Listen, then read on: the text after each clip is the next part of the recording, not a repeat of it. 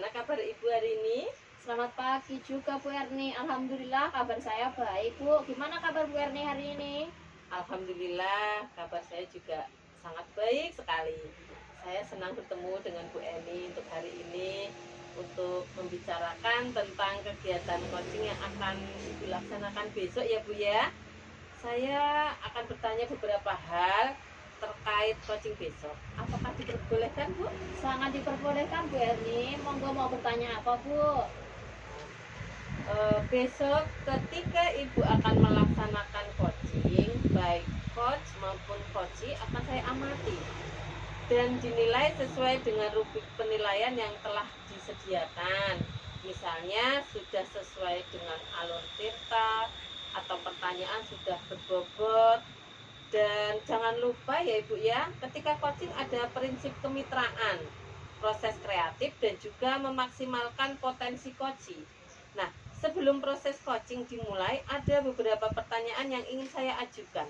Apakah boleh bertanya, Ibu? Sangat diperbolehkan Bu Erni. Besok ketika coaching, kompetensi coaching apa yang ingin Ibu kembangkan, Bu?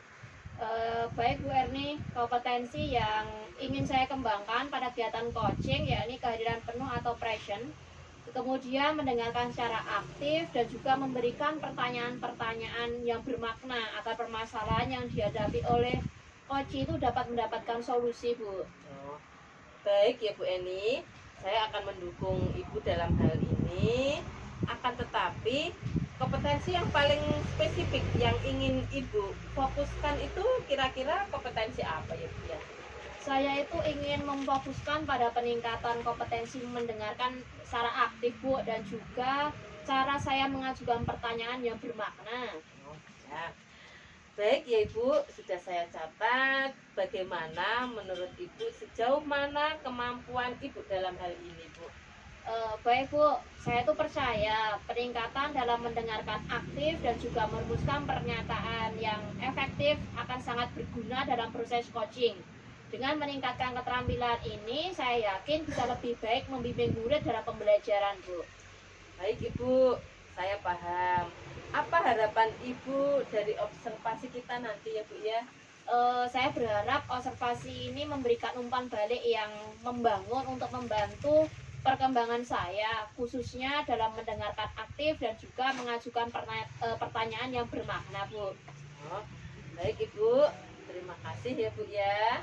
Ya, sama-sama Bu Erni. Bu Eni, bolehkah saya meminta waktunya? Saya mau bercerita tentang apa yang saya rasakan akhir-akhir ini, Bu Eni. Baik Bu Neni, apa yang mau Bu Neni ceritakan? Begini, Bu Eni, akhir-akhir ini saya merasa murid-murid di kelas saya yang saya ajar itu kurang antusias, Bu Eni, dalam menerima pembelajaran dari saya. Selain itu, jumlah murid-murid saya balik itu Ya, oke. dan itu jumlah murid-murid saya yang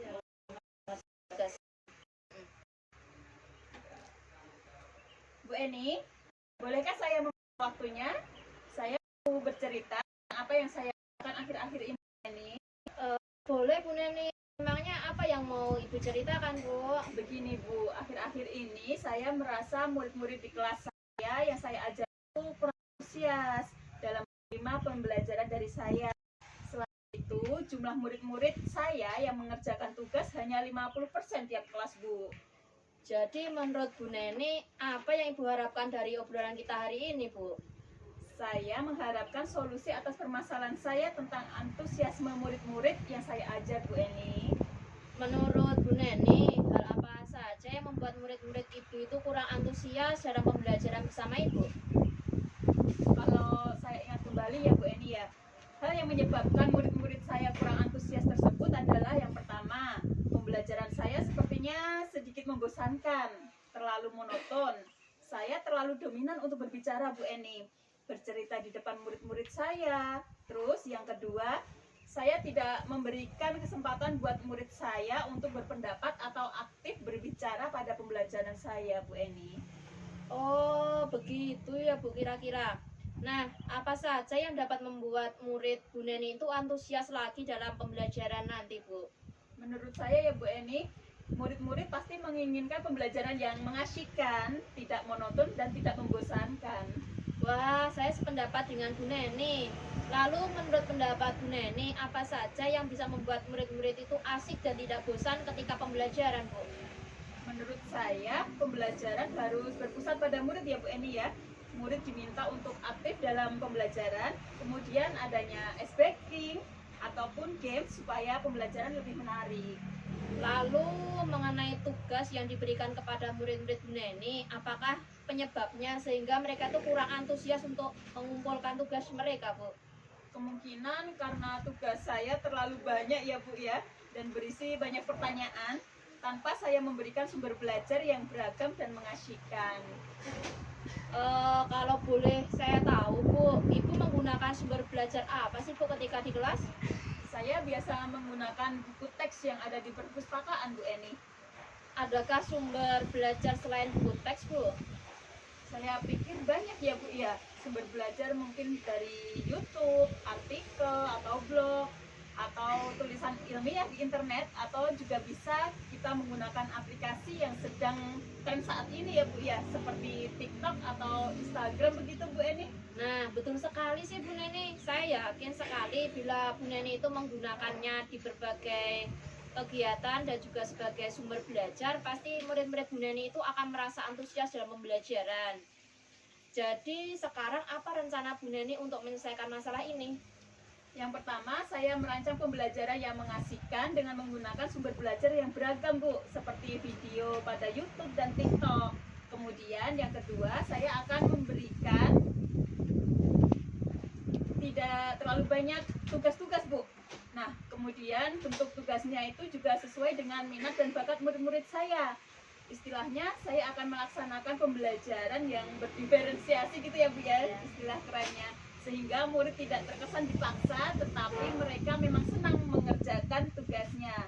Misal menggunakan bentuk drama, lagu, bermain peran, atau pantun, dan lain sebagainya ya Bu.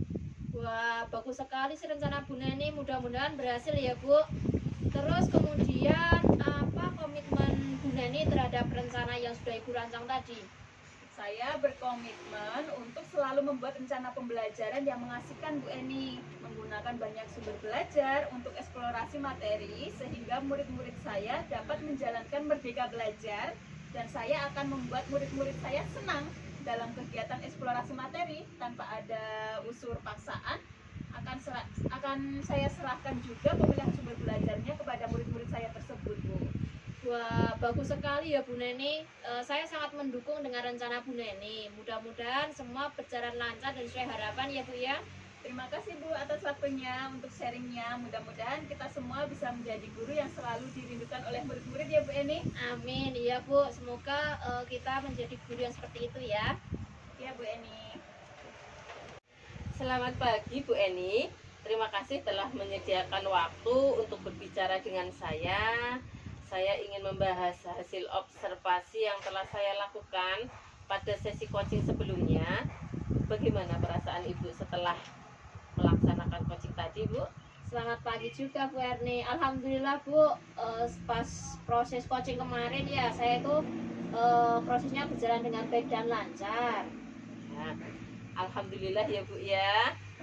Setelah proses coaching ada beberapa hal yang ingin saya tanyakan ya Bu Eni ya. Tadi dalam proses coaching yang Ibu lakukan terkait indikator yang ingin Ibu capai itu bagaimana Bu Eni? Baik Bu, saya merasa bahwa saya itu telah melakukan dengan baik. Ketika proses coaching tadi, saya sudah melakukannya sesuai dengan alur tinta, di mana saya sudah menanyakan tujuan, mengidentifikasi masalah, menanyakan rancangan aksi kepada coach saya, dan juga menanyakan tanggung jawab coach Bu terhadap rancangan aksi yang akan dibuat. Saya juga berhasil menggali coach saya sehingga beliau itu dapat menemukan solusi dari permasalahan yang dihadapi oleh beliau.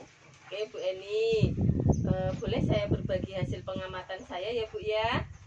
Saya melihat bahwa Bu Eni tadi telah melakukan mendengarkan aktif dan mengajukan pertanyaan bermakna dengan sangat baik Bu, sesuai dengan standar yang kita rujuk. Bagaimana pendapat Ibu tentang ini? Saya senang sekali mendengarnya Bu Erni. Terima kasih atas umpan balik yang diberikan oleh Bu Erni. Iya Bu Eni, namun demikian saya juga melihat aspek yang masih dapat ditingkatkan ya Bu ya.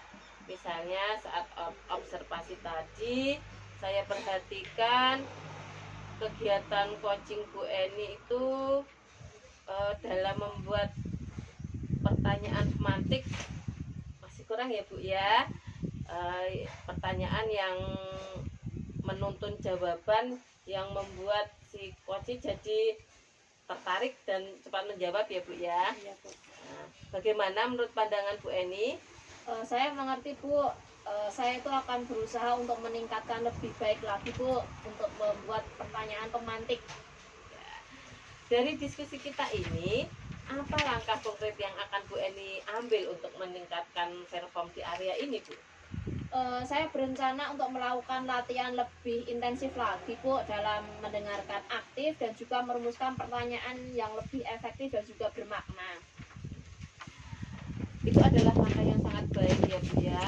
Saya akan mencatat hasil observasi ini ke dalam form supervisi akademik. Terakhir, apa yang Ibu peroleh dari proses ini? Baik Bu Erni, pada proses ini saya merasa lebih memahami area di mana saya perlu berkembang dan saya berterima kasih kepada Bu Erni atas bimbingan dan juga umpan balik yang telah diberikan Bu. Iya, sama-sama ya Bu Eni ya. Iya Bu.